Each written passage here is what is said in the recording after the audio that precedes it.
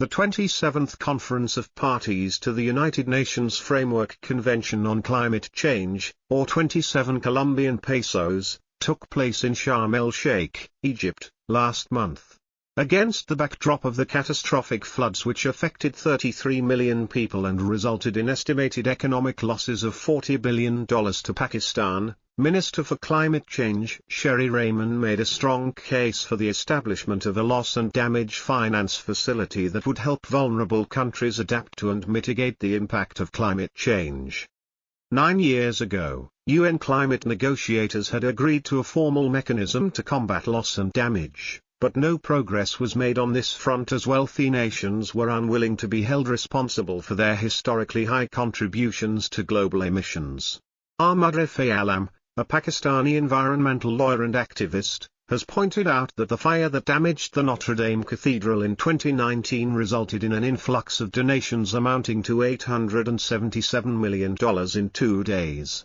However, of the $816 million to be raised by the UN to help Pakistan deal with the aftermath of the catastrophic floods, just $90 million had been received. Capital markets provide a unique opportunity to raise climate funding.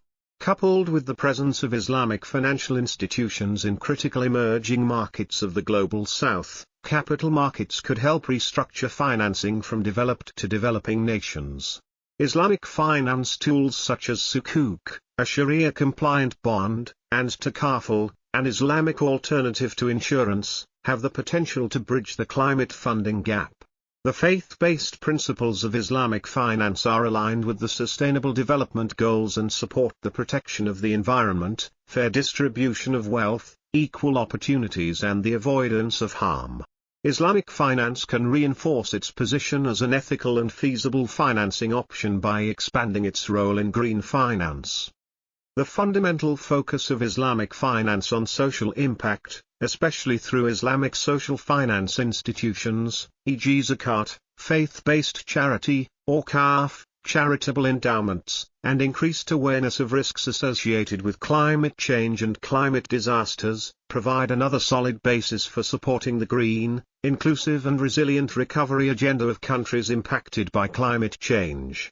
Zakat funds can be used to address humanitarian needs arising from the impact of climate-induced natural disasters if the beneficiaries meet specified criteria, while Awqaf may directly engage with the provision of goods and services related to climate mitigation and adaptation and can also be dedicated to climate research and development. Islamic microfinance institutions can fill a vital gap that has not been met by conventional microfinance institutions by targeting the rural poor, the majority of whom are underbanked. There is an opportunity for local financial institutions to scale up the adoption of Islamic financing for green projects. Pakistan, it has been observed, has the second largest Muslim population in the world with very low banking penetration.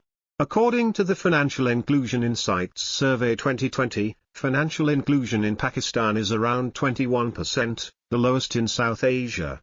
The government wants to boost financial inclusion by promoting Islamic finance as a part of its national financial inclusion strategy. According to ratings company Analysis, Islamic banks are the largest contributor to the Islamic finance industry at 67 PC, total assets, followed by Sukuk at 26 PC, outstanding amount, Islamic funds at 6 PC, total assets, and Takaful at 1 PC, total contributions. Despite the pandemic-driven economic slowdown, Islamic financing expanded at an average compound rate of 10.5 PC in 2020 and 2021, while conventional loans extended by only 3.4 PC during the same period. The recognition of climate change as a material risk for the banking sector has increased significantly. A survey of the Islamic Development Bank's 57 member countries showed that 97% of IDB's clients believe that climate adaptation is an important consideration in investment decisions. Climate adaptation projects across all sectors constituted 35% of the total commitment at the bank in 2021.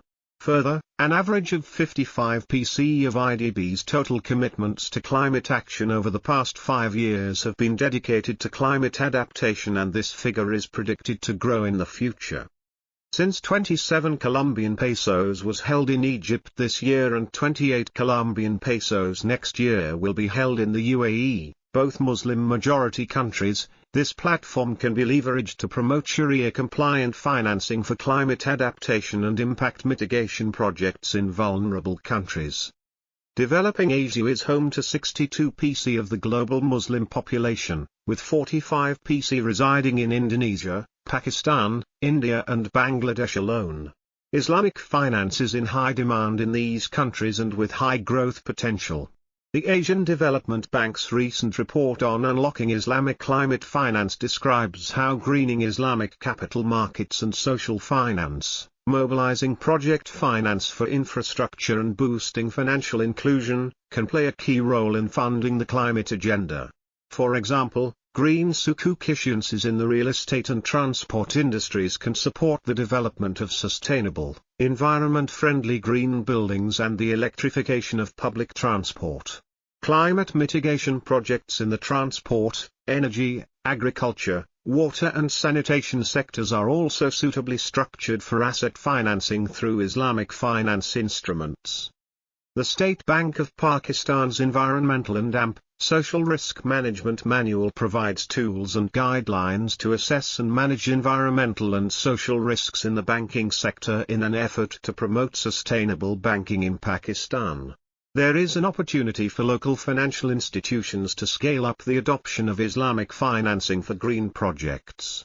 Due to the high asset intensity of Islamic finance, and concentration in specific sectors such as real estate and construction, promoting Islamic climate finance will require a focused effort from industry players to develop relevant products and financing modalities. Accordingly, there is a need to invest heavily in strategic research, support programs to help the main industry players to transition to climate finance, and support the development of relevant products such as climate takaful or green or Kafur zakat programs. Mahakasim is an environmental and sustainability expert. Noor Fatima Anwar is a research analyst. Published in Dawn, December 8, 2022.